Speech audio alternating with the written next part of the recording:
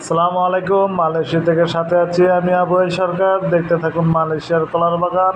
একটু বাতাসে কীরকম কলার গাছ ভেঙে পড়েছে দেখাবো আজকে আপনাদেরকে এই ভিডিওর মাধ্যমে। সম্পূর্ণ ভিডিওটি দেখবেন, লাইক করবেন, কমেন্ট করবেন, শেয়ার করে পাশে থাকবেন।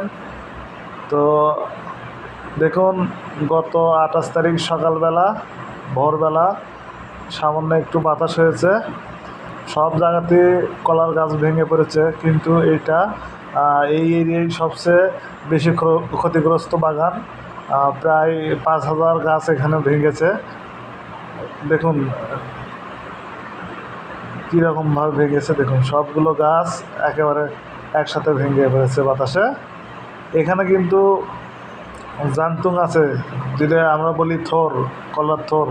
থোরটা কিন্তু একটা করে বিক্রি হয়, এবং কলাগুলো বেশি ওজন হওয়ার কারণে মানে কলা এক সপ্তাহ থাকলে এই কলাগুলো কেটে বিক্রি করা যেত, এমন সময় কলার গাছগুলো ভেঙে পড়েছে।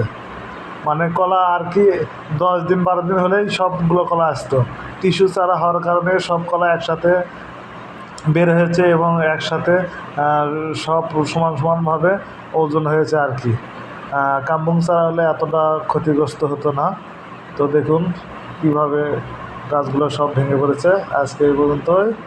আল্লাহ হাফেজ, দেখা হবে অন্য কোনো এক ভিডিওতে।